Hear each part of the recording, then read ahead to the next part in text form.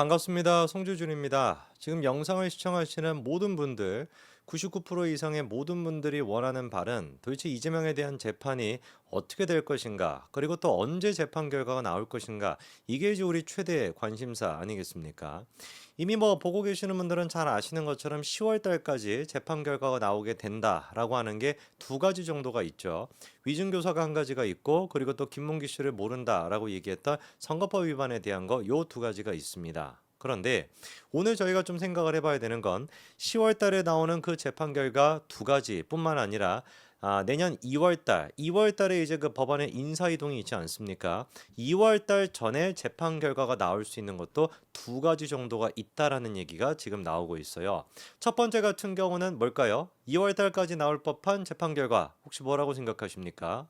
그렇죠. 우리가 일단 생각해 볼 수 있는 게 대북 송금에 대한 거. 신진우 부장판사가 담당하고 있는 대북 송금 그 문제 같은 경우는 내년 2월 달까지 나올 가능성이 높습니다. 신진우 부장판사 본인 스스로가 이재명에 대한 재판만큼은 자기가 끝을 내고 가겠다. 인사 이동조차도 내가 거부하겠다라는 식의 의지를 보이고 있다 보니까 분명히 2월 달까지 이재명에 대한 재판 결과가 나올 거라고 보이고요.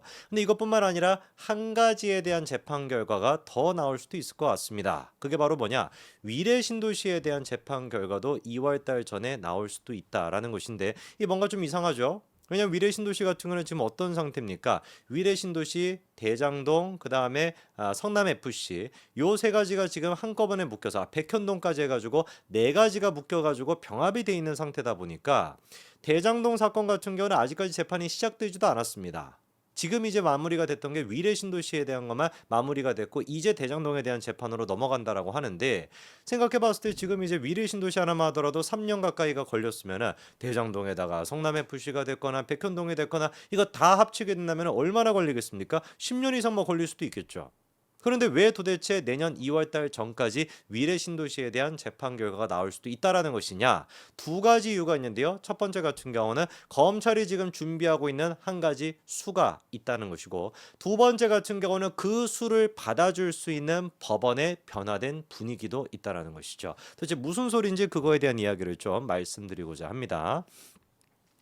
자, 일단 아까 말씀을 드린 것처럼 위례 신도시 특혜 의혹 이 문제 같은 경우는 재판이 지금 마무리 수순에 들어갔다라고 합니다. 재판부가 이번에 밝힌 바가 9월 말까지는 위례 사건과 나머지를 정리하고 그리고 이제 10월 1일부터는 대장동 사건과 관련된 증인을 소환하겠다. 드디어 그러니까 9월 말쯤 돼가지고 위례 신도시에 대한 게 정리가 되고 10월 달로 넘어가게 되면서 이제 어떻게 하는 거예요? 대장동에 대한 사건으로 넘어가게 된다라는 겁니다.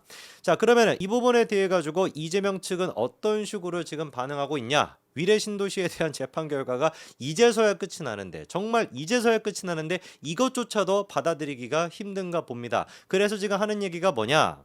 정영학 녹취록 오랜만에 들어보네요. 정영학 녹취록. 정영학 녹취록 등 재판에 제출된 녹취 파일을 처음부터 끝까지 재생해가지고 검증하는 절차가 필요하다 이런 얘기를 하고 있어요.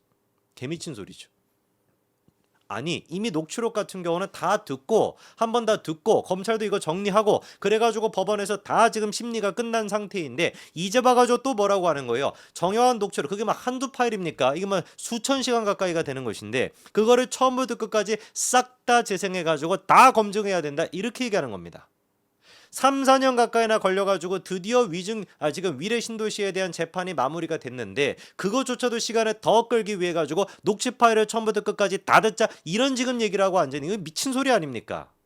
근데 이 미친 소리가 김명수 체제의 사법부였으면 받아들여졌을 텐데 이번에 사법부 같은 경우는 변했습니다. 뭐라고 사법부가 얘기를 하냐? 녹취를 먼저 들었다가 이게 또 내년에 재판부 변경이 돼가지고 2월 달에 재판부 변경이 돼서 갱신이 되게 된다면 또 들어야 되는 상황이 되지 않냐. 그렇기 때문에 녹취 청취는 그냥 내년으로 하겠다. 이번에는 듣지 않고 위례 신도시는 정리하고 대정도로 넘어가겠다. 이렇게 선을 그었습니다. 이것도 그러니까 뭔 거예요?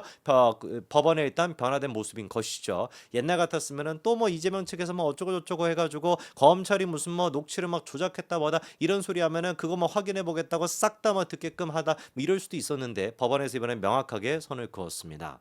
자, 그리고 검찰 같은 경우는 지금 어떤 수를 준비하고 있냐? 대장동 위례 신도시 사건 요거랑 지금 같이 묶여 있는 게 뭐냐? 백현동 성남FC 사건이 지금 묶여 있는데 이 지금 백현동 성남FC 사건도 따로 분리해가지고 배당해달라 이거를 지금 요청하는 걸 검토하고 있다라고 합니다. 왜 그러냐면은 지난번에 이제 그 이재명이가 말도 안 되는 소리를 했었죠, 그렇죠? 대북 송금에 대한 문제를 대장동 위례 백현동 지금 이 사건과 병합시켜달라 뭐 이런 식으로 요청하지 않았었습니까? 근데 그거에 대해서 당연히 당시 이제 그 대법원이 어떻게 했어요? 2주 만에 기각을 시켰었죠. 그런데 그때 당시 검찰 측에서도 뭐라고 이제 요청을 했었냐? 토지 관할 병합 심리 신청을 반대하는 입장을 밝히면서 아예 그냥 대장동과 위례 신도시 이 사건을 분리해서 선고해 달라고 요청했었습니다. 이게 오히려 타당한 거겠죠.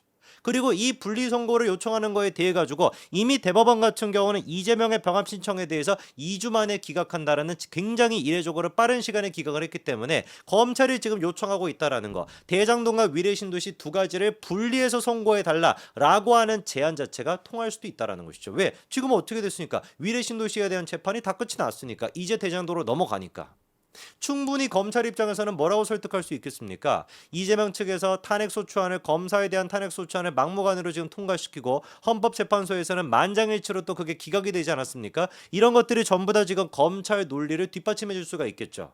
이재명의 민주당이 지금 재판부를 갖다가 농락하고 있고 재판 기일 자체를 선고 자체를 늦추기 위해 가지고 탄핵이라고 하는 걸 정치로 쓰고 있다라고 하는 걸 뒷받침할 수 있는 요소가 될 수 있는 거 아니겠습니까? 그런 식으로 무슨 뭐 검사 비리가 있다 그래서 탄핵 소추안 통과시켰는데 만장일치로 헌재에서 기각이 됐다. 법적인 근거는 아무것도 없었던 것이고 바꿔 얘기해서 재판 끌기밖에 안 됐던 것이다. 검찰의 논리가 만들어지는 거 아닙니까?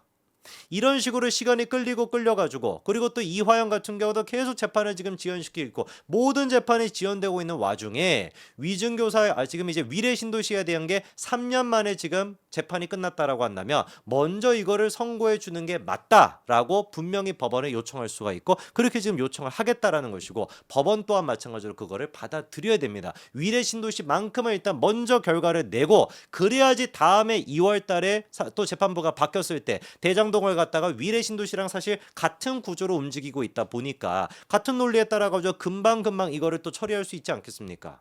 당연히 그렇게 사법부가 해야 되는 것이죠.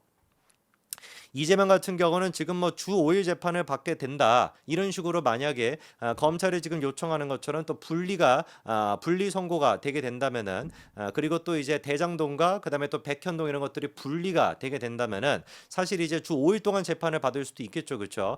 지금 같은 경우는 이제 한 4가지 정도로 재판을 받고 있는 중인데 5가지로 재판을 받을 수도 있다. 이거를 이제 군부 독재 가택 연금에 이은 법정 연금이다. 뭐 이딴 소리라고 앉아 있는데. 지가 죄를 지어놓고 지가 그런 범죄를 만들어 놓고 그거에 대해서 재판을 하는 거를 가지고서 무슨 뭐 법정연금이라고 하는 게 이게 무슨 가땅치나 않은 소리 아니겠습니까? 아니 지가 그러면은 재판을 안 받게끔 죄를 짓지 말든가 범죄가 없던가 혐의가 없던가 누가 누구한테 뭐라고 하는지 모르겠어요. 법원 같은 경우는 이번에 굉장히 많이 바뀌었습니다. 공직선거법 위반 같은 경우도 지난번에는 강규태라고 하는 부장판사가 기억나시죠? 그렇죠?